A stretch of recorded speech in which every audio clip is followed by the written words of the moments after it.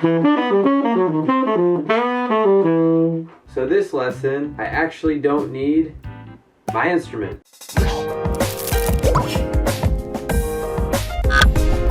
Hey everybody out there, my name's Chris G, and I am the sole person behind Positively Progressing. Many of you don't know this, but I am a doctor of physiotherapy, and that's what I do during the day. I do music on the side and grow this channel as a passion project. The reason why I got into physical therapy is to help people and to provide them the quality of life that they deserve.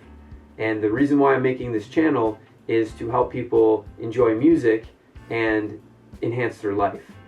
I live, the way that I live my life is I really try to help people every day. And it's just something that has come to me and something I've embraced, and I really enjoy doing it. What I'm trying to do here is build something where I'm meshing both worlds that I love and try to help musicians like yourself keep playing pain-free or with no discomfort and enjoying what you're making in a positive way. Something I wanted to address was musical injuries. I know that sounds funny. I know it sounds like something like, oh, musical injury. Who gets hurt playing music? Well, it happens a lot, and they're typically overuse injuries, or you get an injury outside of music that affects you being able to play music. So I wanted to just put a quick video out there and let you all know that if you do have a musical injury that you'd like to address or you need some help with, I want you to feel free to email me at positivelyprogressing@gmail.com, and I will get back to all of the people that email me. I will provide some consultation for free and try to help you out. What I'm going to do here in this video is I'm going to just try to bring a little bit more awareness to posture, to how you play your instrument, what you do to keep yourself physically fit enough to play your instrument or physically capable enough. I know that sounds funny, but music is a very physical activity. I'm a saxophone player. I also play piano a little bit, and I stand all the time when I'm playing my horn. And there's something, I don't know how much a saxophone weighs, but anywhere between 10 and 20 pounds probably is hanging from my neck, right? Like, that's not normal to have something hanging from your neck for hours at a time or hours during the week. Also, sitting down for long periods of time playing the piano or violin or guitar. You hear people say all the time, sitting is the new smoking. Well, it's somewhat true. Smoking is still really terrible for you. So if you're watching this, quit smoking if you are smoking, all right? There are a lot of things we can do for our bodies to prevent these injuries from building up and eventually causing some serious issues later on, and we want to prevent that. Later this week, or maybe at the same day if I can get it out, I'm going to put another video up of a warm-up routine you can do. A couple things you can do is think about your posture when you're playing. Think about what's relaxed, what's working. If you have the ability to practice in front of a mirror, you can look at your posture.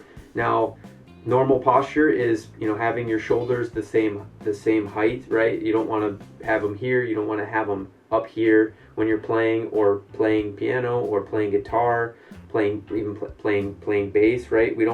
You want to keep things in their natural position as much as you can. You don't really want to change your body position into these strange positions and twist and turn your body, because that's not natural. And doing that is going to tighten up certain areas. Like, for instance, if I'll take piano as an example. If you're playing piano and you're getting really tight here, or if your wrists are bent some way and they're not just relaxed, right? You're not relaxed and it's up like this, you might cause more tension in the wrist. If your shoulders are hiked up, you're going to cause a lot of tension in the traps. Some of you out there can completely relate to this. Playing saxophone, people play here. Some people have this hiked up. Some people have their hips out to the side. I don't know if you can see that, but I mean, if our hips are out to the side, one side is elongated, one side is tightened, and this is just going to cause more issues in the future as you play for years and years and years. The body will just keep compensating. So we want to prevent that. So one thing you want to do is you want to think about your posture when you're playing. Now, it doesn't have to be that's all you're thinking about, right? You want to be focusing on your practice, but every once in a while check in and say to yourself, hey, am I doing this? Am I relaxing my shoulders? You want to use as little tension as possible when you're playing music to prevent these injuries. So that's one thing. And you can leave a little reminder on your music stand, maybe just write yourself a little note like check in with your body. Something like that, something super simple. Another thing is warming up properly. Now I'm not talking about warming up on the instrument.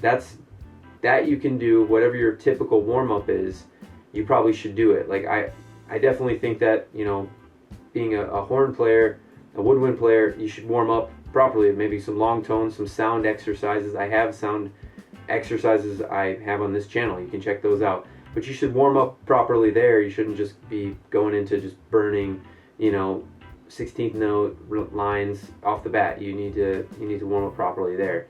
I think that's important. But I mean, just warming up the body properly, getting your body prepped for playing your instrument. One of the ways to do that is maybe just take a kind of a head to toe type of assessment. You know, do I have any tightness in my neck? Do I have any tightness in my shoulders? Do I have any tightness in my middle of my back? Do I have any tightness in my chest? Are my shoulders rounded forward? Do I need to open that up? Do I have tightness in my hips or my low back? And see what comes up. If you do have some tightness somewhere, address that.